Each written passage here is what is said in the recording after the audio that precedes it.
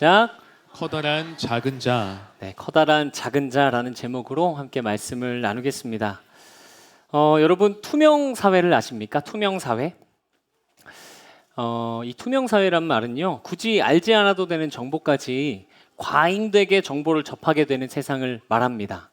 책 시대예보 이 책에서 이제 우리는 이런 시대를 살아가게 될 거라고 얘기해요. 그리고 그 영향 중에 하나를 비교로 꼽더라고요. 비교. 실제로 이런 사이트가 있답니다. 온라인 커뮤니티인데요. 직장인들이 자기 직장을 인증하고 익명으로 소통하는 거예요. 그러면서 회사에서 추석 선물은 뭘 받았는지, 자기 연봉은 얼마인지, 성과급은 얼마인지 다 그 커뮤니티에서 공개를 한다고 해요. 그 커뮤니티에 따르면 판교의 주요 IT 회사들은 20만 원대 명절 선물을 받았다고 합니다. 여러분 지금 머릿속에서 나는 뭘 받았지 생각나시나요? 몰라도 되는 정보까지 모두 알게 되는 투명사회, 여러분 어떨 것 같으십니까? 당연히 비교를 불러일으키겠죠. 단 비교는 되는데 그 안에 담긴 긍지와 자부심, 보람, 내적인 보상 또는 영적인 보상들은 아무것도 아닌 것처럼 치부될 것입니다. 오롯이 수치화할 수 있는 돈으로만 비교가 될 거라고 책에서 얘기하더라고요. 이런 사회라면 당연히 돈 많은 사람들은 크고 존귀한 사람이 될 것이고, 그렇지 않은 사람들은 좀 패배감도 느끼고 하찮은 사람으로 되지 않겠습니까?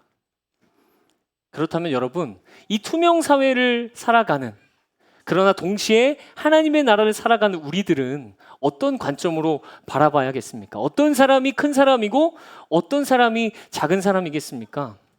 오늘 본문을 통해서 하나님의 하나님 나라의 관점을 함께 살펴보도록 하겠습니다.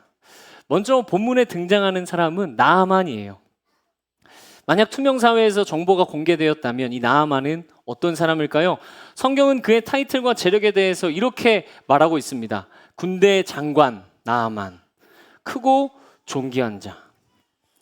왕의 신임을 한 몸에 받고 있는 군대 장관이었습니다. 또한 사람들의 존경을 한 몸에 받는 나라를 구한 영웅이기도 했습니다. 그는 지위도 높았고요, 권력도 있었고요, 명예도 있던 사람이에요. 심지어 돈도 많았습니다.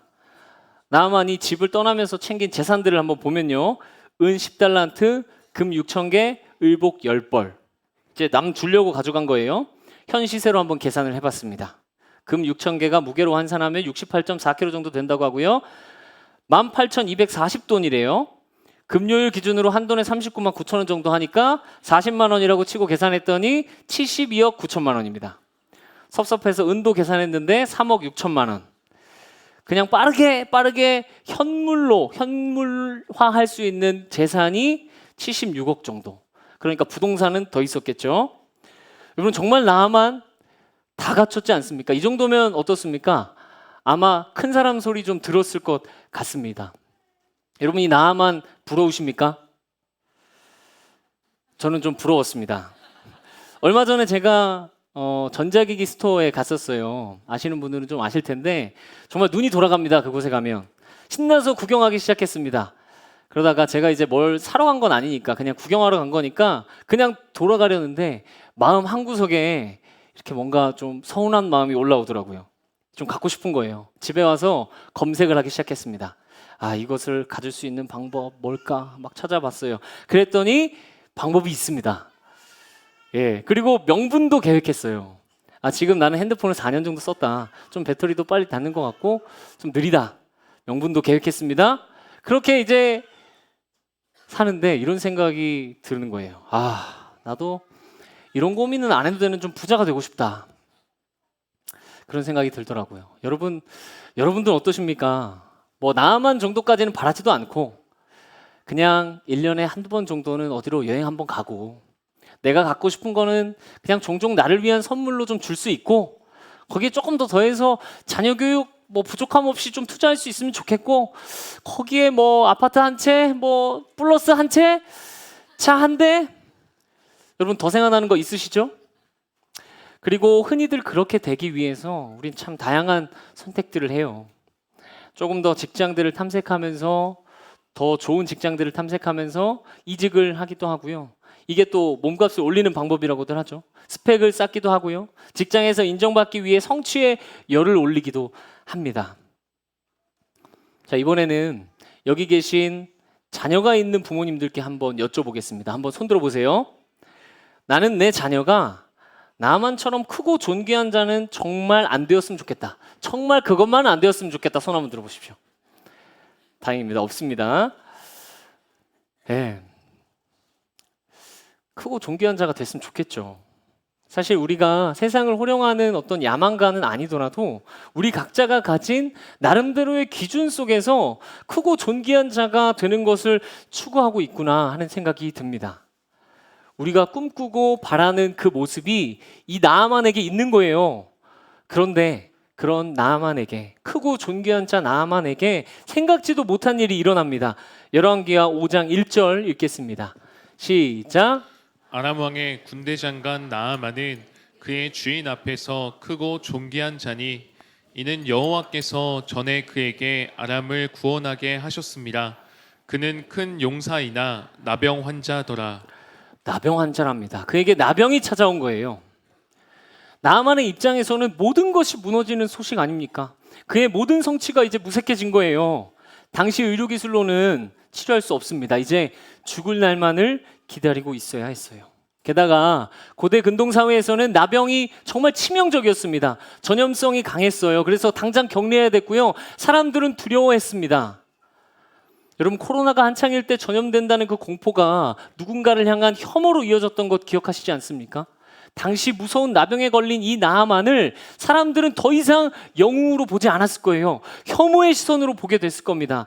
나아만이 가는 곳마다 저 사람 나병 걸렸어. 그렇게 피하며 수군거렸을 거예요.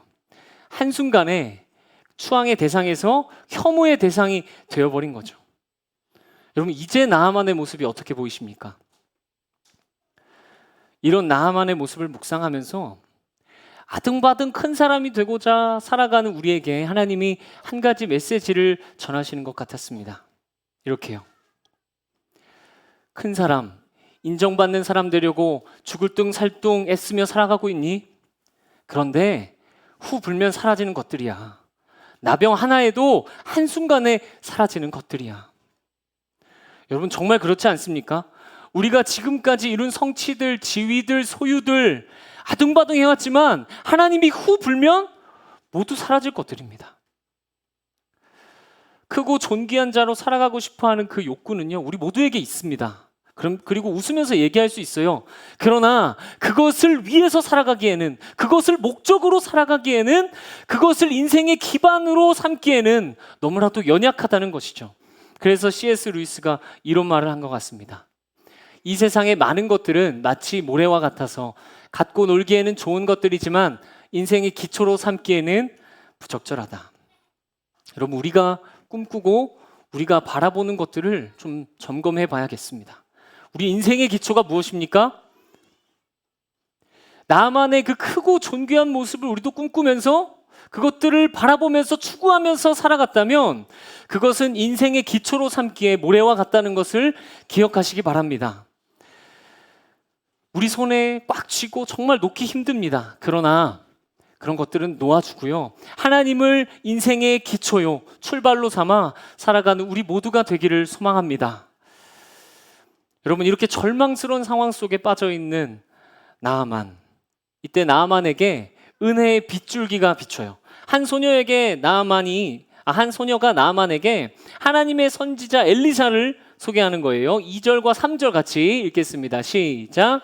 전에 아람 사람이 떼를 지어 나가서 이스라엘 땅에서 어린 소녀 하나를 사로잡음에 그가 나아만의 아내에게 수종들더니 그의 여주인에게 이르되 우리 주인이 사마리아에 계신 선지자 앞에 계셨으면 좋겠나이다. 그가 그 나병을 고치리이다 하는지라.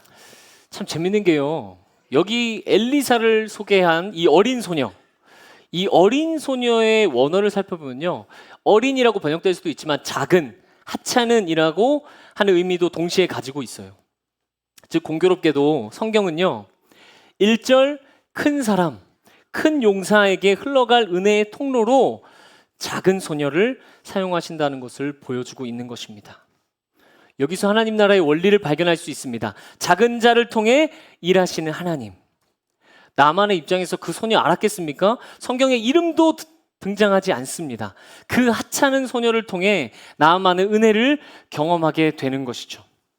여러분, 우리의 삶이 이런 어린 소녀같이 자꾸 하찮게 느껴질 때가 있습니다. 난 왜 이렇게밖에 못할까 비하하기도 하고요. 내 이름이 무언지 알지도 못하는 것처럼 이 세상에서 작게 느껴질 때가 있어요. 그리고 내가 무엇을 할 수 있을까 평가절하하기도 합니다. 사실 저에게는 매주 이곳에서 찬양을 인도하는 그 순간들이 일상의 작은 순간들이고 때로는 제가 너무나도 작게 느껴지는 순간들입니다. 물론 공동체와 함께 찬양하는 것은 정말 기쁨입니다. 그런데 한켠에 그런 마음이 들 때가 있어요. 우리 목사님들께는 제가 얘기 막 많이 했었는데 너무 부족하다. 조금 더 좋은 찬양의 시간이 되었으면 좋겠는데 하는 그런 아쉬움을 느낄 때가 많은 거예요. 가창도 음악도 영성도 부족한 것들만 보일 때가 있습니다. 그럴 때면 정말로 제가 한없이 작아 보여요. 그런데 제가 작아 보이고 작게 느껴지는 것과 하나님의 일하심은 다르더라고요. 얼마 전에 김주웅 목사님이 이제 회의 때 그런 얘기를 해주셨어요. 여러 교회의 교역자들이 함께 있는 톡방에 이제 링크가 하나 올라온 거예요. 이 찬양팀 좋다 하면서 딱 링크가 올라왔습니다. 어디 찬양팀이었겠습니까? 저희 찬양팀이었습니다. 예. 그런데 그게 너무 좋은 거예요. 그래서 신기하고 이렇게 반가워가지고 목사님이 알려주시더라고요. 그리고 지난주에 중국에 있는 윤서연 자매한테 중국에서도 너무 큰 위로를 받고 있다. 은혜 나눔도 받고 찬양 팀원들, 성도님들, 김숙경 소장님 다양한 분들에게 하나님의 위로를 경험했다는 그런 간증을 듣게 되었어요. 당시에 제가 그 나눔을 들으면서 내가 결코 작지 않구나 이런 식으로 생각했는데 설교를 준비하면서 좀 다르게 생각하게 됐습니다. 하나님은 작은 자를 통해 일하시는구나. 하나님은 내가 작다고 여기는 그 순간 그 일을 사용하셔서 하나님의 은혜를 흘려보내시는구나. 그렇게 깨닫게 되었습니다. 여러분, 우리의 삶도, 여러분의 삶도 크고 존귀한 자와는 거리가 멀어 보일 때가 있습니다. 아니, 어쩌면 좀 많습니다. 나는 조금 더 좋은 사람, 더 나은 사람이 되고 싶은데 작게만 보일 때가 있어요. 나의 직업, 나의 성품, 나의 실력, 나의 신앙, 나의 일상, 그 모든 것이 너무 작게 보입니다. 그런데 그 속에서 하나님이 일하실 것을 바라보면서 그저 하나님이 맡겨주신 그 삶을 묵묵히 살아나간다면요, 이 작은 소녀처럼 이 작은 순간들도 의미 있게 보낼 수 있지 않을까요? 여러분에게는 어떤 순간들이 작게 느껴지십니까? 여러분, 이 큰 용사 나아만을 낫게 하는 그 은혜를 흘려보낸 통로는 작은 소녀였습니다. 이것을 좀 기억했으면 좋겠습니다. 바로 그 순간, 우리에게 작아 보이는 그 순간이 우리가 하나님의 은혜의 통로로 사용될 수 있는 시간이 아닐까요? 여러분, 작아 보이는 우리의 일상만큼 하나님의 일하심이 작지 않습니다. 작은 일상의 그 삶을 통해서 여러분, 우리의 삶이 은혜의 통로가 되시기를 축복합니다. 자, 이제 나아만은요, 작은 소녀의 이야기를 듣고 즉시 이스라엘로 떠납니다. 그리고 마침내 엘리사의 집 앞에 당도했어요. 그런데 나아만을 맞이하는 게 엘리사가 아니네요. 엘리사의 종이 나와서 낫는 방법만 띡 알려주는 거예요. 10절 같이 한번 읽겠습니다. 시작. 엘리사가 사자를 그에게 보내 이르되 너는 가서 요단강에 몸을 7번 씻으라. 내 살이 회복되어 깨끗하리라 하는지라. 그리고 나아만이 이 반응에, 이 엘리사의 종의 반응에 분노합니다. 11절 같이 읽겠습니다. 시작. 나아만이 노하여 물러가며 이르되 내 생각에는 그가 내게로 나와 서서 그의 하나님 여호와의 이름을 부르고 그의 손을 그 부위 위에 흔들어 나병을 고칠까 하였도다. 지금 이게 나아만의 마음에 드는 게 하나도 없는 상황입니다. 종을 대신 보낸 그 자신을 대접하는 대접도 마음에 안 들고요. 회복되는 방식도 마음에 안 들어요. 나아만이 지금 삐졌습니다. 나아만은 이렇게 생각했어요. 무례하다.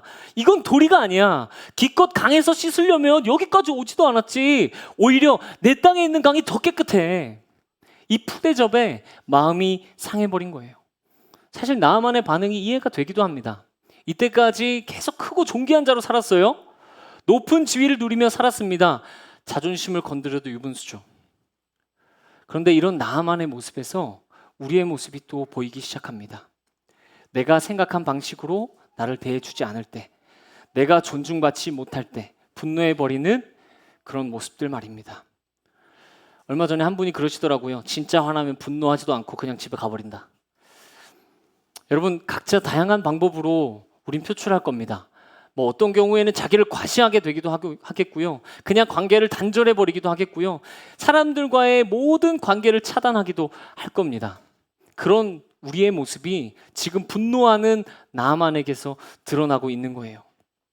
생각해보면 이 세상 가운데는 크고 존귀한 자 이 나아만의 모습이 하나님의 일하심에는 상당히 무지한 것을 볼 수가 있습니다. 아니, 오히려 하나님의 일하심을 막고 있는 거예요, 지금. 이 작은 소녀의 모습과 너무 대비되지 않습니까?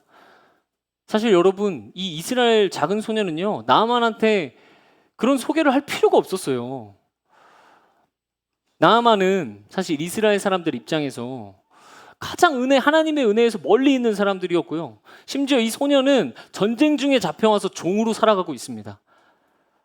전쟁 중에 나를 납치해 와서 내가 지금 종으로 살고 있는데 나병에 걸리든 말든 사실 무슨 상관이에요. 저는 말 안 해줬을 것 같아요. 그런데 이 소녀는 자기 나라에서 벌어지는 일들을 알잖아요. 그 하나님의 일들을 알잖아요. 그러니까 나아만이 나올 수 있는 길을 알려주는 거예요. 즉, 소녀는 지금 자신의 상황과 그 상황 속에서 느끼는 그 내 느낌보다 하나님의 마음에 관심이 있었던 것 같아요. 소녀가 은혜를 베풀 만한 그 상황은 진짜 아닙니다. 그러나 나아만을 안타깝게 여길 수 있는 하나님의 그 마음이 이 소녀에게 있으니까 이 소녀가 은혜의 통로로 사용될 수 있었던 것이죠. 소녀는 자신이 처한 상황보다 하나님을 더욱 크게 볼 수 있는 사람이었습니다. 하나님의 마음을 품고 살아갔던 사람이었습니다. 여러분, 우리는 나만처럼 살아가고 있습니까? 아니면 이 소녀처럼 살아가고 있습니까? 나만의 모습처럼 나와 내가 처한 상황, 내가 받는 대우, 온통 나를 바라보면서 살아가고 있습니까? 아니면 작은 소녀와 같이 하나님의 마음을 바라보며 살아가고 계십니까? 하나님은 하나님의 마음을 붙드는 이 소녀를 통해 일하셨습니다. 간절히 바라기는 우리의 삶의 자리에서 하나님의 마음을 바라보며 살아가기를 소망합니다. 우리의 고단한 인생길 속에서 무엇보다 하나님의 마음을 크게 보는 그 믿음이 우리에게 있기를 축복합니다. 그렇게 자존심 상해서 푸대접에 분노하면서 돌아가려 했던 이 나아만, 그렇게 은혜를 경험하지 못할 뻔했던 나아만은 또 다른 작은 자로 등장하는 나아만의 종들을 통해 설득돼요. 그리고 마침내 하나님의 은혜, 그 일하심을 경험하게 됩니다. 14절 우리 같이 읽겠습니다. 시작. 나아만이 이에 내려가서 하나님의 사람의 말대로 요단강에 7번 몸을 잠그니 그의 살이 어린아이의 살같이 회복되어 깨끗하게 되었더라. 드디어 나아만이 회복되었습니다. 어린아이의 살같이 회복되었다고 해요. 이 표현은요, 어린아이의 살, 단순히 보들보들하고 깨끗한 살결이 되었다는 것 이상의 표현입니다. 14절의 이 어린아이는요, 2절에 나오는 그 어린 소녀랑 성별만 다르지 같은 표현이에요. 나아만을 만들어 가시는 이 하나님의 마음이 보이는 부분입니다. 정리하면 이렇게 됩니다. 이야기가 시작될 때 큰 인물, 그 나아만에게 문제가 생겼습니다. 크고 존귀한 자에게 문제가 생겼어요. 그런데 작은 소녀가 그 문제의 해결책을 알고 있었고 결국 나아만은 회복되어서 작은 아이와 같아진 겁니다. 작은 소녀를 통해서 겸손히 하나님을 볼 수 있는 작은 아이가 된 거예요.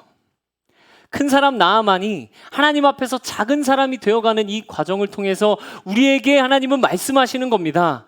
너희의 삶은 큰 사람이 되기 위해서 다름질하는 삶이 아니야. 하나님 앞에 작은 자로 살아가는 삶이야. 이렇게 하나님 우리에게 말씀하고 계시는 거예요. 여러분, 우리의 삶이 정말 작고 하찮게 보입니까? 때로는 큰 사람이 되라는 그 세상의 요구에 압도될 수 있습니다. 그럴 때면 정말 우리의 모습이 작게 느껴져요. 자존감은 떨어지고요. 내가 정말 제대로 살고 있는가 하는 회의가 찾아올 때도 있습니다. 그때 이 은혜의 통로가 된 작은 자를 함께 기억했으면 좋겠습니다. 변화된 작은 자 나아만을 기억했으면 좋겠습니다. 상황보다 하나님을 크게 보는 믿음 속에 그 하나님의 은혜가 부어지고 하나님의 일하심이 나타날 것입니다. 혹시 때로는 우리 스스로가 큰 사람같이 느껴지십니까? 혹시 여러분 그때가 온다면 오늘 말씀을 기억하면서 하나님을 경외하십시오. 두려워하십시오. 의도치 않게 내가 하나님의 일하심을 방해하고 하나님의 은혜를 막는 불의의 도구가 되진 않았는지 돌아보십시오. 그리하여 내가 받는 대우와 내가 지킬 소유보다 하나님을 더 크게 여기는 은혜가 있기를 소망합니다. 여러분, 그래서 우리 더세움은요, 세상이 말하는 크기의 논리에 지배를 받지 않고 하나님 나라의 원리를 기억하는 작은 자로 살아내는 공동체 되기를 간절히 소망합니다. 말씀을 맺도록 하겠습니다. 설교를 준비하는 동안 하나님이 먼저는 저에게 그리고 이 땅에 살아가고 있는 우리에게 말씀하고 싶으시겠구나 하는 생각이 들었습니다. 그래서 하나님의 편지처럼 적어봤는데요. 한번 읽어보겠습니다. 사랑하는 누구야, 너는 크고 존귀한 자가 되고 싶구나. 압박감과 조급함이 밀려오기도 하는구나. 불안하기도 하구나. 그런데 그러지 않아도 괜찮다. 너 스스로가 답답하고 작게 느껴지면 오히려 나를 더 크게 봐야 하는 시간이구나 생각해봐. 그리고 그 속에서 할 수 있는 것을 하렴. 그리고 기대하며 살아갔으면 좋겠다. 너의 삶을 통해 내가 일할 시간이 될 거야. 사랑한다. 여러분, 우리의 삶이 결코 작지 않습니다. 하나님이 커다란 작은 자로 사용할 것이기 때문입니다. 우리 그 믿음으로 살아갔으면 좋겠습니다. 그리하여 하나님의 은혜를 맛보는 우리 모두의 삶, 그리고 우리 공동체 되길 예수님의 이름으로 축복합니다. 기도하겠습니다.